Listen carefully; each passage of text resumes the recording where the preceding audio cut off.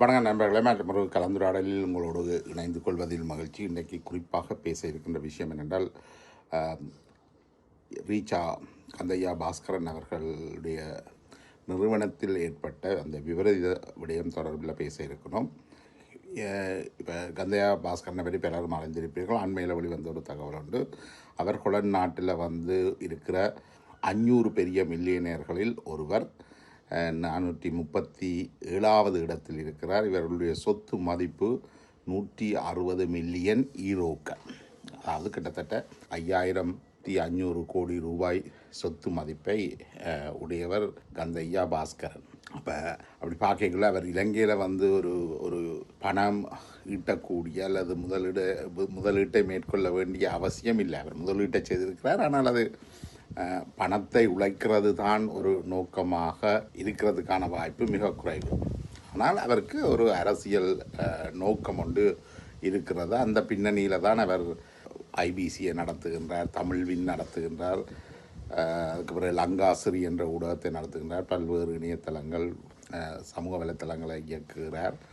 அத்தோடு ரீச்சாவையும் அவர் யாழ்ப்பாணத்துக்கு கிட்டவே வச்சிருக்கின்றார். அப்போ அவருக்கு ஒரு அரசியல் நோக்கத்தின் அடிப்படையில் தான் அவர் இதில் மேற்கொள்கிறாரே ஒழிய இப்போ பணம் ஈட்டுற நோக்கம் பெரிதாக இருப்பதாக தெரியல. அதுக்கான ஆதாரங்களும் கிடையாது.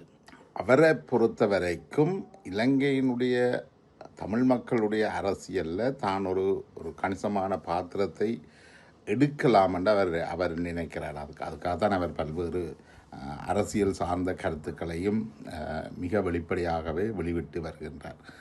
அந்த வகையில் இலங்கையில் இருக்கக்கூடிய தமிழ் அரசியல்வாதிகளுக்கு எதிராக தன்னுடைய கருத்துக்களை பதிவு செய்திருக்கின்றார், தொடர்ந்தும் பதிவு செய்து வருகின்றார். அதற்கு அவருடைய ஊடகங்களும் இந்த ரீச்சாவும் பல வகையிலையும் உதவி செய்யும் என்று அவர் நம்புகின்றார். ஓரளவுக்கு அதில் உண்மையும் இருக்குது. கடந்த காலங்களில் தமிழரசு கட்சியைச் சேர்ந்த ஸ்ரீதரன் அவர்களுக்கு அவருடைய தேர்தல் போன்ற விடயங்களுக்கு 10 லட்சத்துக்கும் மேற்பட்ட தொகையை வழங்கியிருக்கிறார். இணையவர்களுக்கும் வழங்கியிருக்கிறார். அதே நேரம் தமிழரசு கட்சியைச் சேர்ந்த சுமந்திரனுக்கு எதிரான மிக கடுமையான பிரச்சாரத்தை அவருடைய ஊடகங்கள், ஒரு துரோகி பட்டம் வழங்கி அந்த பிரச்சாரத்தை அவருடைய ஊடகங்கள் வழங்கியிருந்தன. இப்போ அவருக்கு புதிய எதிரியாக பாராளுமன்ற உறுப்பினர் ராமநாதன் அர்ஜுனாவும் மாறியிருக்கிறார். ஸோ அப்போ அவர் ஒரு மனிதன், ஒரு அரசியல் விலங்கு. கந்தையா பாஸ்கரன் ஒரு அரசியல் விலங்கு தான். அவர் அந்த அடிப்படையில் தான் அவர் செயற்படுறார். இப்போ ரீச்சாவை யாழ்ப்பாணத்துக்குள்ளே நடத்தல. அது என்ன ரீச்சா யாழ்ப்பாணத்தில் அவ்வளவு பெரிய பிரதேசத்தை அவர் பெற்றுக்கொள்வது சரியான கஷ்டம். அப்போ அந்த அடிப்படையில் தான் யாழ்ப்பாணத்துக்கு சற்று வெளியில் இயக்கட்சியில் அந்த இடத்தை அவர் எடுத்திருக்கிறார். இவர் இந்த இடத்த வவுனியாவிலேயே எடுத்திருக்க இயலும். வவுனியாவிலேயோ அல்லது என்றால் வவுனியாவில் எடுத்திருந்தால் அது வடமாகாணத்தினுடைய ஏனைய பகுதிகளில் இருந்தும் கிழக்கு மாகாணத்தில் இருந்தும் மக்கள் அந்த சுற்றுலா தலத்துக்கு பயணித்திருப்பார்கள், அதனை ஆனந்தமாக தங்களுடைய நாட்களை கழித்திருப்பார்கள். அதே போல் தென்பகுதியில் இருந்த மக்கள் வரக்கூடியதாக இருந்திருக்கும். அப்போ அவர் அந்த ரீச்சாவினுடைய வளர்ச்சி என்றது அதீத வளர்ச்சியை கண்டிருக்கும். வவுனியாவில் இந்த ரீச்சாவை அமைச்சிருந்தால் அப்போ அவர் யாழ்ப்பாணத்திற்கு பக்கத்திலேயே அமைக்க இருக்கிறது அவரும் ஒரு வடலி அடைப்பை சேர்ந்தவர்.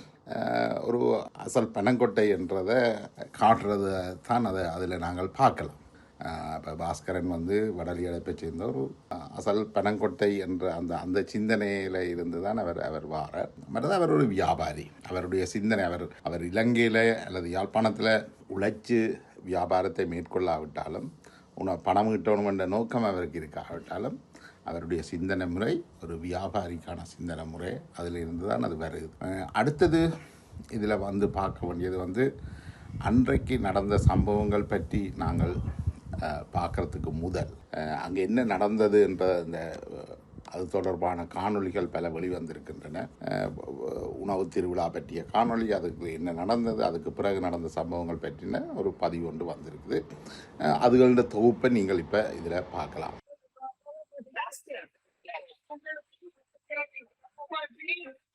ஒவ்வொரு கடையிலும் போய் அந்த வீடியோ போடுறது ஓசி சாப்பாடு நானே காசு ஓசி சாப்பிடணும். நான் ஓசியில சாப்பிட்டு தான் இந்த கடைக்கு அதையும் ஓசி சாப்பாடு சாப்பிட்டு தான் என்ன வளர்ப்பேன். காசு கொடுத்து சாப்பிடுறது நான் தயாரா இல்லை. தெரியும் அதுக்கு அதான் சாப்பிடுறது ஊத்தி, அழுவி ஊத்துங்க.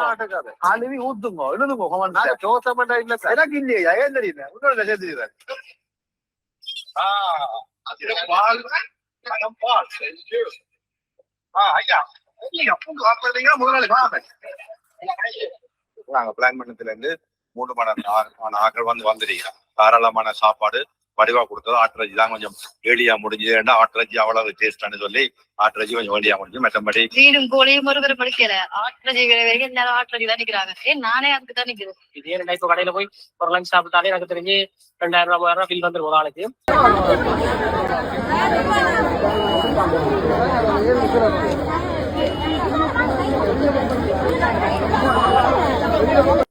மீண்டும் ஒரு துன்பமான செய்தியோட வாரம்.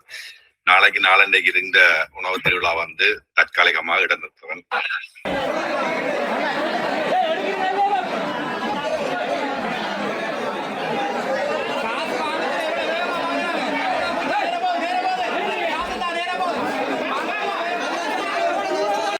பேரோட வந்து 41,000 ரூபாய் காசு கட்டி இருக்கிறாங்க. அதுக்கான ஆதாரம் 6 மணிக்கு உள்ள வர்றதுக்கு வந்து 7 மணிக்கு உள்ள வந்தாங்க. இதுவரைக்கும் ஒரு தண்ணீர் போட்டு கூட கொடுக்கப்படல. 3 வயசு பிள்ளைக்கு 2,000 ரூபாய் காசு கட்டி உள்ளுக்கு வந்திருக்கிறோம். இதுவரைக்கும் எங்களுக்கு மிஞ்சினது இந்த போக்க மட்டும்தான். எங்கெல்லாம் பிச்சை எடுக்க விட்டுருக்கு. எங்கெல்லாம் 3000 ரூபாய் கட்டி உள்ள வந்து பிச்சை எடுக்க விட்டுருக்கு. எனக்கு என்ன கொஸ்டின்டா, அதே அளவு கூட்டம் வந்து செம்மணிக்கு போனதா? செம்மணி போராட்டத்துக்கு அதே அளவு கூட்டம் போனதான்றதும் சந்தேகமான ஒரு கேள்விதான். நான் பேசாம பாஸ்கரன் அவர்கள் வந்து செம்மணிக்கு பக்கமா ஒரு பீச்சா வந்து ஓபன் பண்ணி அங்கேயும் உணவு திருவிழாவை வச்சுட்டு அங்க வச்சிங்கன்னா ஆக்கள் அப்படியே எல்லாரும் அங்க வேணும். அந்த கிளம்பினா போராட்டக்காரர் பார்க்க அப்படியே கலகலட்டு இருக்கு. இதுதான் ஒரு வழி இருக்கு. இந்த அம்மாட்ட பெரிய உடலை பறிச்சு போறாரு அவர். 4 பொம்பளை பிள்ளைக்கு அடிச்சிருக்கணும். ரீச்சா அந்த டிஷர்ட் போட்டு கொண்டு போயினோம்னு சொல்லி ரோட்ல வச்சு அடிச்சிருக்கணும். என்னோட வேலை செய்யறாங்க ஹெல்மெட்டால கூட அடிச்சிருக்கணும். உயிர் பலி எடுக்கிறது கூட துணிதான் வந்தவர். அது ஒருவருக்கு மேலால 5 ஆள் சாப்பாடு எடுக்கிறது, ஆக்களுக்கு மேல கொட்டுறது, சாப்பாடு எடுக்கிறது, கொட்டுறது, திரும்பி வாரது, சாப்பாடு எடுக்கிறது, பட்டியை கொண்டு போயிடும், நீத்துப்பட்டியை கொண்டு போயிடும், புட்டுமுடியை கொண்டு போயிடும், அடிச்சுடைக்கணும். ஆனா இது எல்லாத்தையும் செய்து போட்டு வந்து முன்னுக்கு காசுதான்னு நிக்கணும். பஸ் புக் பண்ணி கொடுத்து, டிக்கெட் புக் பண்ணி கொடுத்து, இதை போய் குழப்பங்கன்னு சொல்லி அந்த செஞ்சவருக்கு சம்பளத்துக்கு வேலை செய்யறாங்க.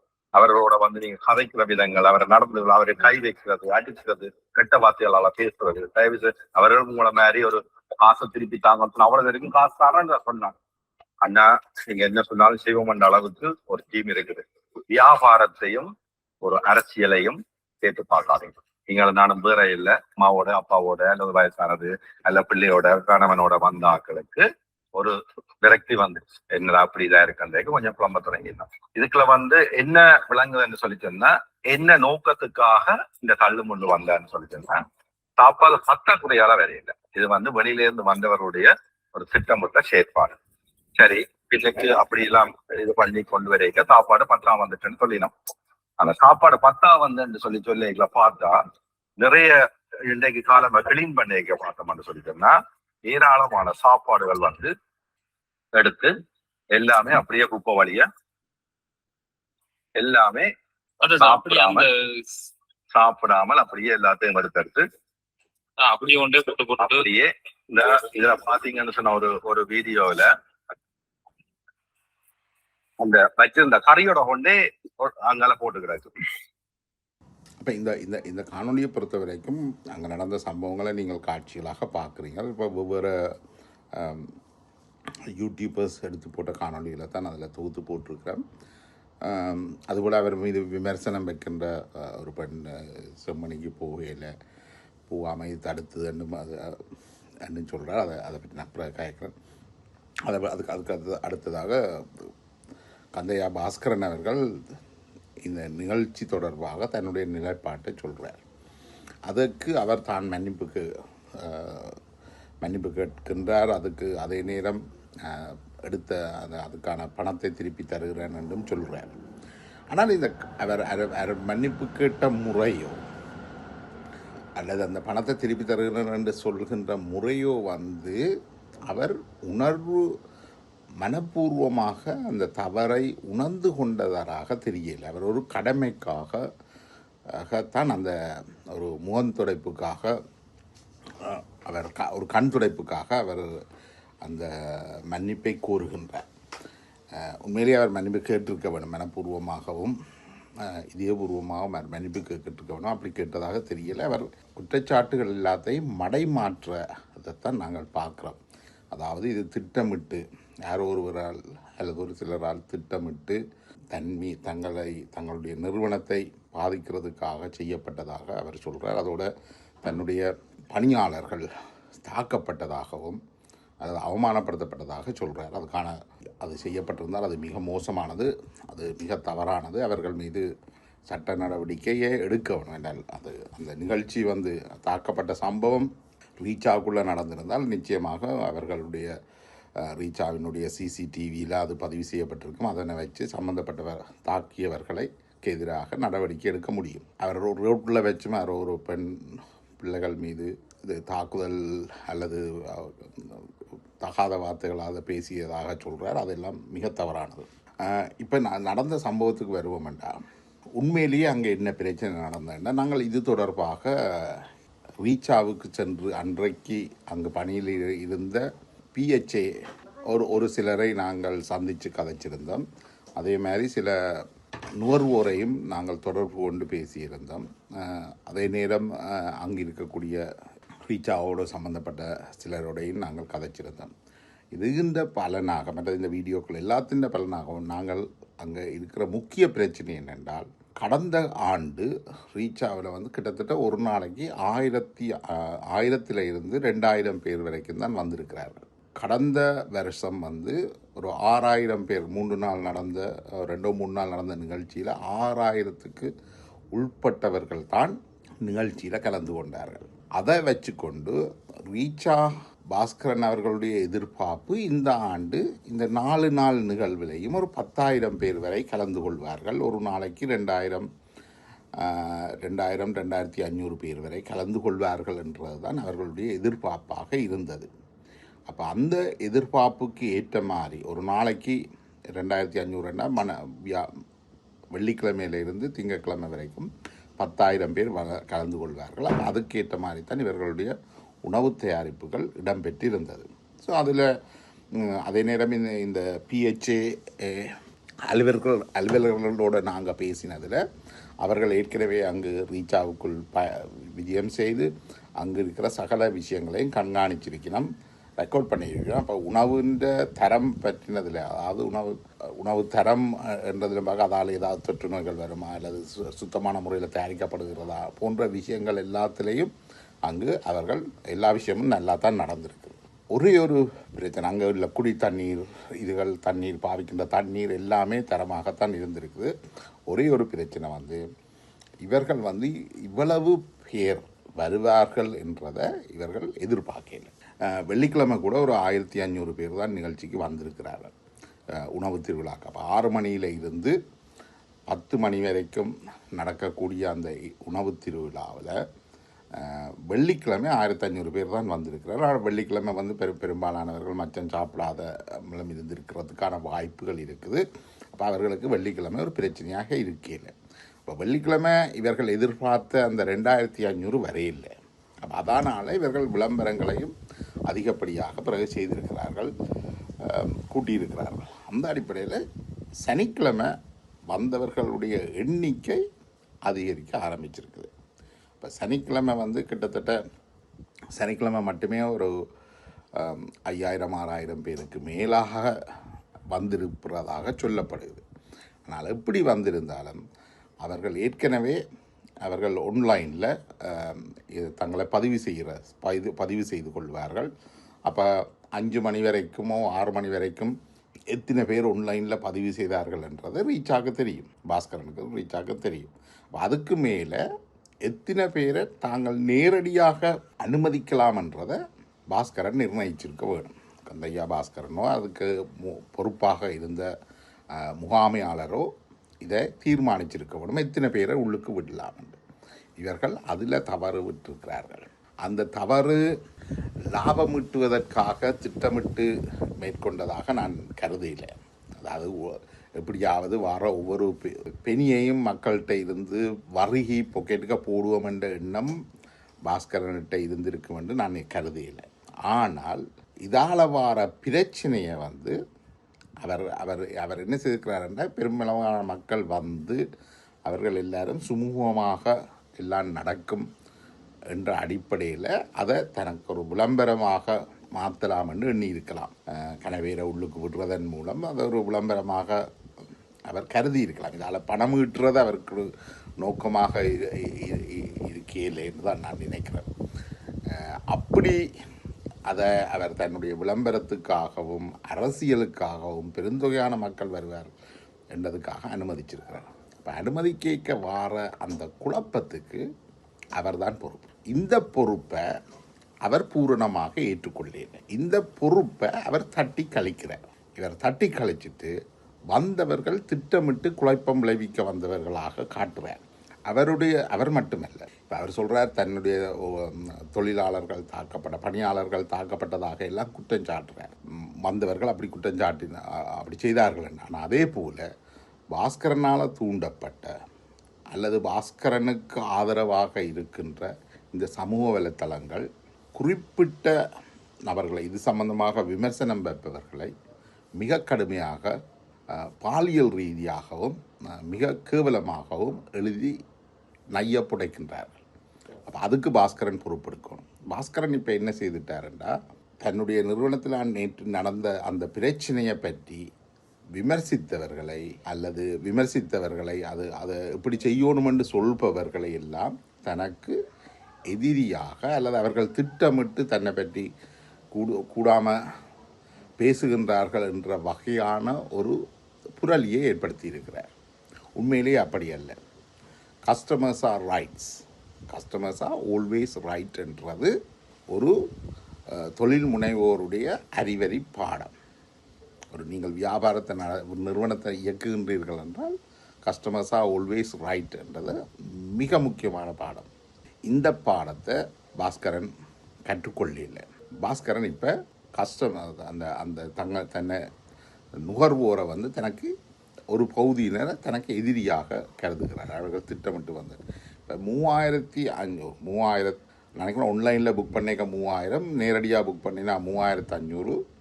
அப்போ 3500 ரூபாய்கள் செலவு செய்து அங்கு வந்தவர்களை அவர் ஒன்றும் மதிக்கலை. அடுத்தது வந்து அவர்கள் என்னத்துக்காக பணம் செலுத்தினார்களோ, என்னெல்லாம் கிடைக்கும் என்று நீங்கள் சொன்னீங்களோ அதெல்லாம் கிடைக்கல. இப்போ தாங்கள் செலுத்திய 3500 ரூபா கட்டணத்துக்கு வழங்கப்பட வேண்டிய சேவைகளை அல்லது உறுதியளித்த சேவைகளை அவர்கள் வழங்கலை.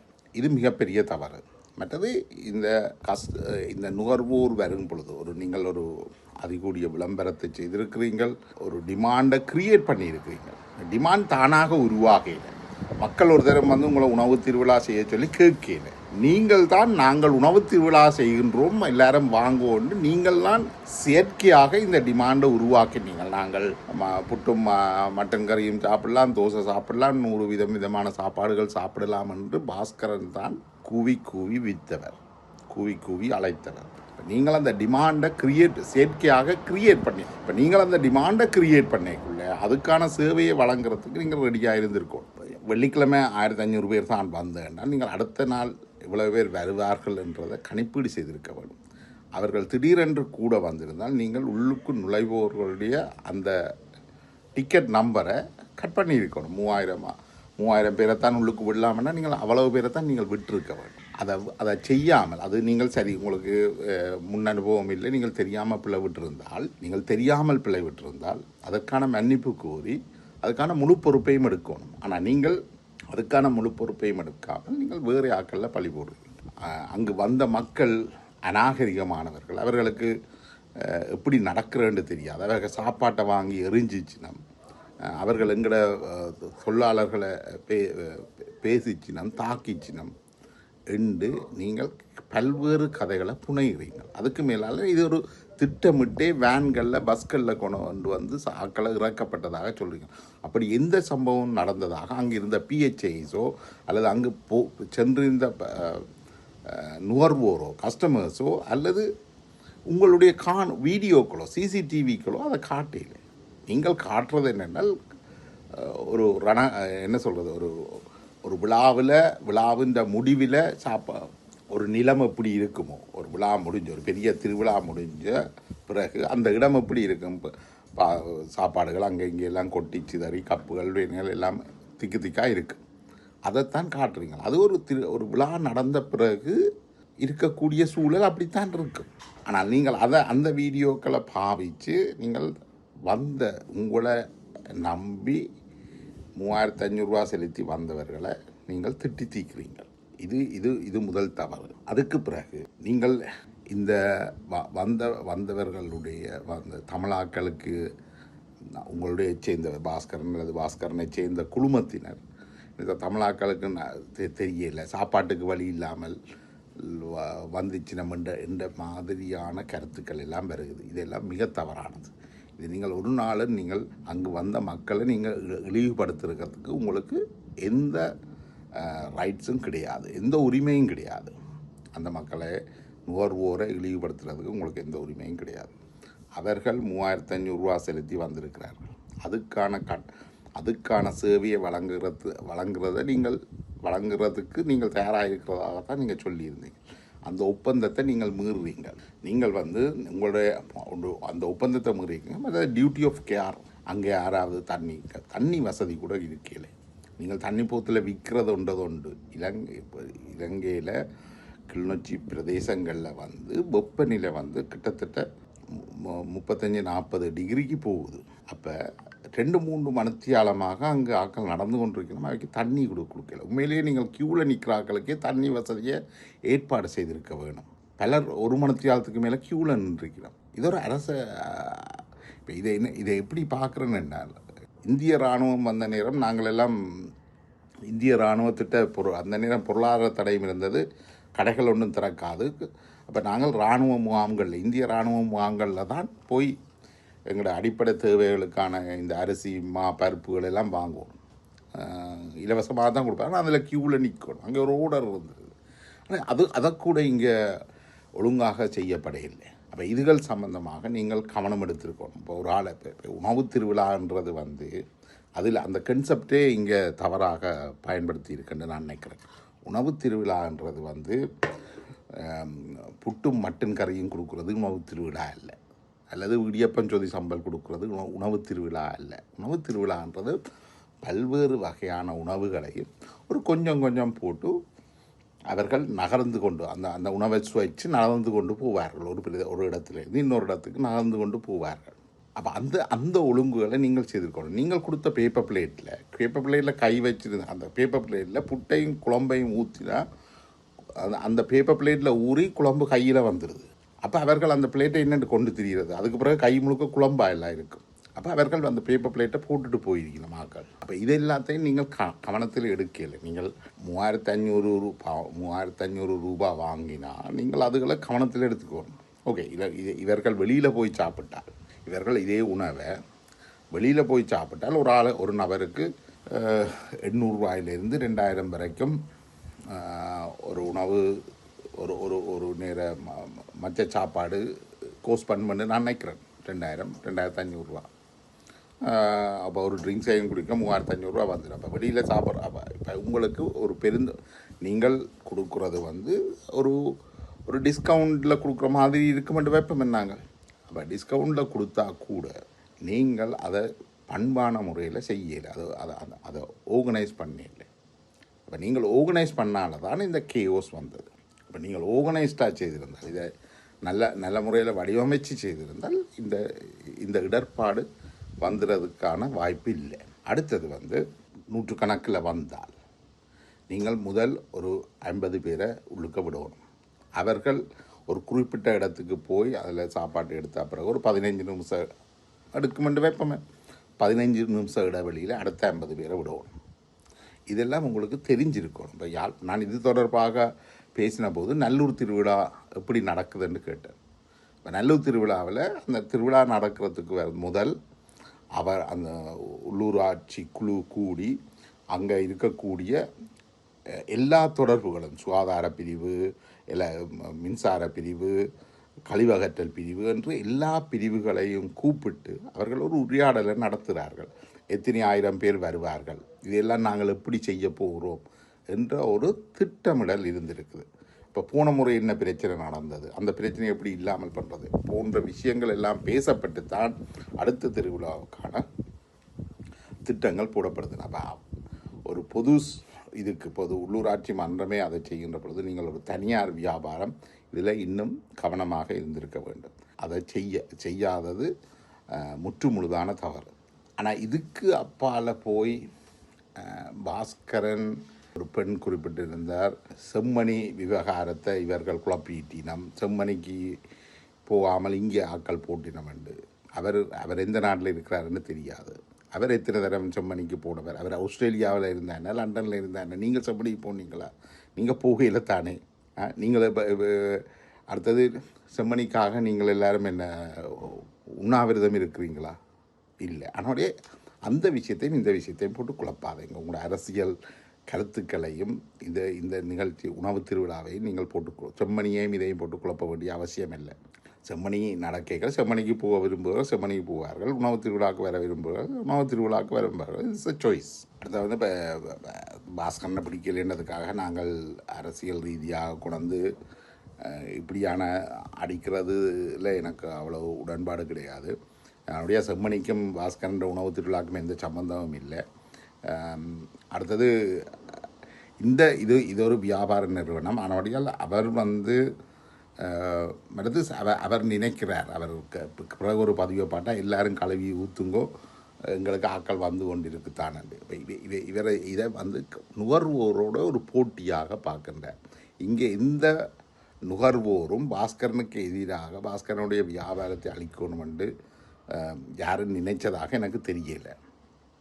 அப்படின்னு நினைச்சாலும் அதை அழிக்கக்கூடிய வியாபாரமும் அல்லன்றது அவருக்கும் தெரியும். அப்படியால் அவர் குழந்தை பிள்ளை மாதிரி பதிவுகளை போட்டி மனப்பான்மையோடு செய்கிறது. அவர் கொஞ்சம் ஒரு மெச்சூரிட்டியை காட்டுறது, ஒரு தொழில் முனைவோராக எதிர்காலத்தில் ஒரு அரசியலுக்கு வர வேண்டிய ஒருவராக ஒரு மெச்சூரிட்டியை காட்டுறது நல்லமென்று நான் நினைக்கிறேன். அதுதான் பாஸ்கரனுடைய எதிர்காலத்துக்கும் நல்லம்.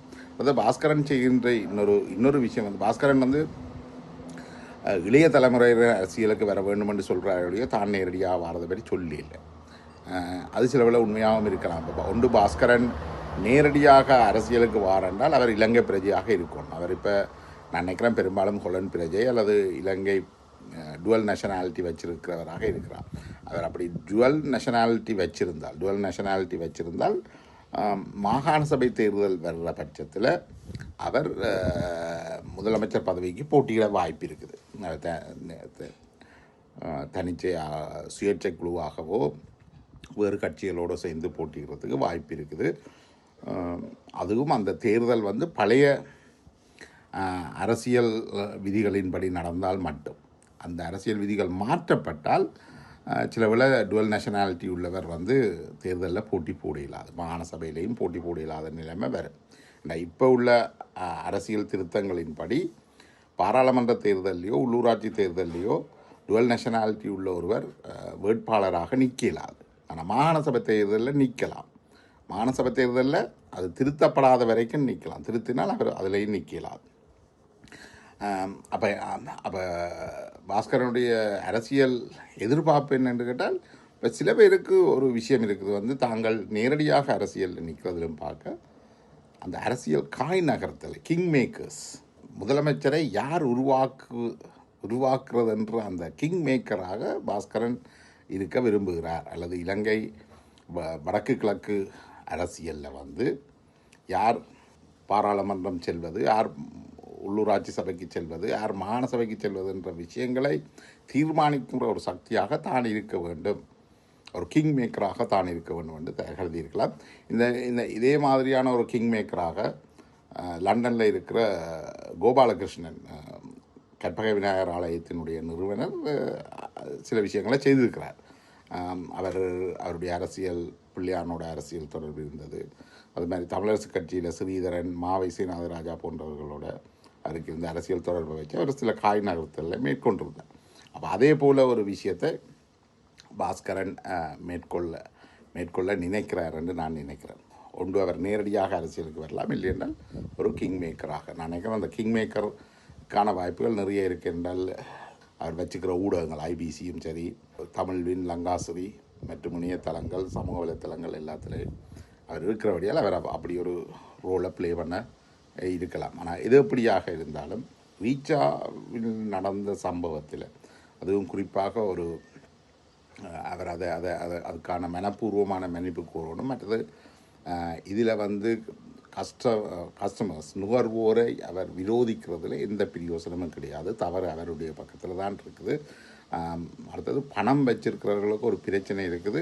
அடிமட்ட மக்களுடைய வேதனை தெரிகிறதில்ல. வெறுமனே அவர்கள் 3500 ரூபா கட்டி வந்தேன்னு நீங்கள் எல்லாரும் பார்க்குறீங்க. உண்மையிலேயே அது அல்ல. அந்த 3500 ரூபா கட்டி வாரது மட்டுமல்ல, அவர்கள் ஒரு 5 பேர் வந்தால் அவர்கள் ஒரு வாகனத்தை வாடகைக்கு அமர்த்தி வருகிறார்கள். அப்போ அந்த வாகன செலவு இருக்குது. அப்படி பல நூற்றுக்கணக்கானவர்கள் வாகனத்தை வாடகைக்கு அமர்த்தி வந்திருக்கிறார்கள். அவர்கள் உணவுக்கு செலவழித்ததிலும் பார்க்க வாகனத்தை ஹயர் பண்ணுறதுக்கு கொடுத்த காசு கூட. அதை விட அவர்கள் ஒரு நேரத்தை செலவழிச்சுக்கிறார்கள். அந்த நேரம் அவர்களுடைய பொன்னான நேரம். அவர்கள் ஒரு பொழுதை நல்ல பொழுதாக கழிக்கத்தான் விரும்பி இருக்கிறார்கள். ஆனால் நாங்கள் அங்கே வந்து அவர்கள் திரும்பி போகிறார்கள் என்றால் அந்த கிட்டத்தட்ட ஒரு 10 மணித்தியாலம் வீணடிக்கப்பட்டிருக்கு. அந்த அந்த அந்த டைம் இஸ் மணி. அந்த வீணடிக்கப்பட்ட நேரத்துக்கு ஒரு வேல்யூ இருக்குது. இப்போ இது எல்லாத்தையும் நாங்கள் பார்க்கணும். நாங்கள் அவங்க சாப்பாடு கிடைக்கல என்னுடைய 1500 ரூபாயை அவர்கள் கட்டின அந்த 3500 ரூபாயை நாங்கள் திருப்பி கொடுக்குறோம்ன்றது மட்டுமல்ல, அதனால் ஏற்பட்ட பாதிப்புகள், அவர்கள் வாடகைக்கு வேணாமத்தின செலவு, அதை விட அவர்கள் தங்களுடைய நேரத்தை இங்கே கொண்டு வீணடிக்கப்பட்டிருக்கு. அந்த அவர்களுடைய நேரம் வீணடிக்கப்பட்டிருக்கு. இதுக்கெல்லாம் ஒரு வேல்யூ இருக்குத்தானே. இப்போ இதெல்லாம் கொடுக்கப்படையில்லை. பாஸ்கரன் கொடுக்குறது வெறுமனே அவர்கள் செலுத்தின பணம் மட்டும்தான். அதால் ஏற்பட்ட ஏனைய பாதிப்புகளுக்கு பாஸ்கரன் எந்த நட்டகிடையும் கொடுக்கல. ஸோ இது எல்லாத்தையும் பாஸ்கரன் மனதில் இருத்தி கொண்டு தான் கதைக்கணும். பாஸ்கரனுடைய நேரம் மட்டும் முக்கியமல்ல, பாஸ்கரனுடைய நிகழ்ச்சிக்கு வந்த ஒவ்வொருவருடைய நேரமும் முக்கியமானது. அவர்கள் அந்த நேரத்தை வேறு வழிகளில் செலவழிச்சிருக்கலாம், அல்லது அந்த நேரத்தை பயன்படுத்தி பணம் ஈட்டி இருக்கலாம். ஸோ இந்த விஷயங்கள் முக்கியமாக கவனிக்கப்பட வேண்டும். மற்ற நாங்கள் இதில் இன்னொரு முக்கியமான விஷயத்தையும் சுட்டி காட்டணும். என்னென்றால், இப்போ ஒரு வளர்ச்சி அடைந்த நாடுகள்லேயே, பிரித்தானியாவோ அமெரிக்காவோ ஐரோப்பிய நாடுகள்லேயோ கூட ஒரு தாங்கள் எதிர்பார்த்த சேவைகள் வழங்கப்படையில்லை என்றால், அல்லது ஒரு அசம்பாவிதம் நடந்துட்டால், அங்கே இருக்கிற மக்கள் கூட இவ்வாறு தான் நடந்து கொள்வார்கள். அதாவது ஒரு நெருக்கடி நிலைமை வருகின்ற பொழுது மக்கள் கூட்டம் அது எங்கே இருந்தாலும், அது எந்த வளர்ச்சி அடைந்த நாட்டில் இருந்தாலும் அவர்கள் இவ்வாறு தான் நடந்து கொள்வார்கள்.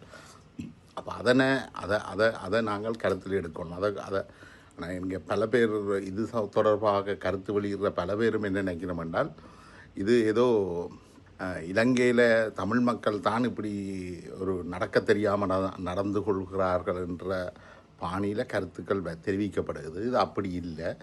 இப்போ நான் நினைக்கிறேன் 74 வந்து தமிழராட்சி மாநாட்டில் 89 பேர் மரணத்தை தழுவினார்கள். அவர்கள் ஏன் மரணத்தை தழுவினார்கள் என்றால், ஜனார்த்தனன் வந்து பேசுகிறார். சட்டவிரோதமாக நாட்டுக்கு அழைத்து வரப்பட்ட ஜனார்த்தனன் வந்து மேடையில் பேசுகிறார். அவரை அழைக்க சென்ற போலீஸார் அங்கே அந்த மேடைக்கு போக முடியலை. ஏன்னா மக்கள் நெரிசல். அவர்கள் மேலே துப்பாக்கிச்சூடு நடத்துகிறார்கள். அங்கே அந்த துப்பாக்கிச்சூடு நடத்துகிற பொழுது மின்கம்பம் அறந்து வயர் கீழே விழுந்தது. 9 பேர் கொல்லப்படுகிறார்கள். இதே போல தான் ஹில்ஸ்பரோவில், லிவர்பூல், லண்டன், யூகேயில் இருக்கிற லிவர்பூல் என்ற இடத்துல மக்கள் நெருக்கடி கூடி ஃபுட்பால் ஆரம்பிக்கிற கட்டத்திலேயே 97 பேர் மரணத்தை தழுவுகிறார்கள். அதே போல் கரூரில் நடந்த சம்பவத்தை நாங்கள் பார்த்துருப்போம். விஜயை பார்க்க போய் என்ன நடந்தது. அவருடைய இவ்வாறான சம்பவங்கள் எந்த நாட்டில் நடந்தாலும் நெருக்கடிகள் வருகின்ற பொழுது மக்கள் அப்படி தான் பிஹேவ் பண்ணுவார்கள்.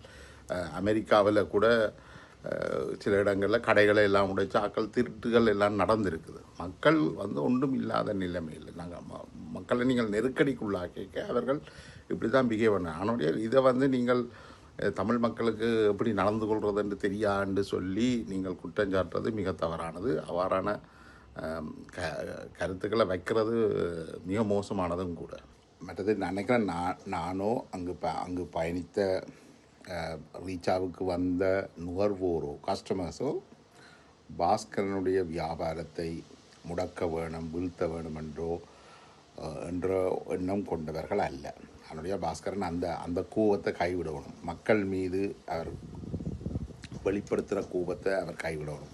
அடுத்தது இது சம்பந்தமாக விமர்சனங்கள் வைக்கிறவர்கள், மக்கள் விமர்சனங்கள் வைக்கின்ற பொழுது அந்த விமர்சனங்களுக்கு எதிரான நடவடிக்கைகளை அவருடைய முகநூல் போராளிகள் மேற்கொள்கிறார்கள். அதுவும் குறிப்பாக பெண்களை குறிவைத்து தாக்கப்படுகிறார். தான் ஒரு இன்சூரன்ஸ் நிறுவனத்தினுடைய மேனேஜராக இருந்தேன் என்று சொல்கிற பெண் குறிவைத்து தாக்கப்படுகிறார். பாலியல் ரீதியாகவும் பாஸ்கரனுடைய இந்த ஊடக குழுமம் அல்லது இந்த சமூக வலைத்தள குழுமம் தாக்கு நினைக்கிறேன்.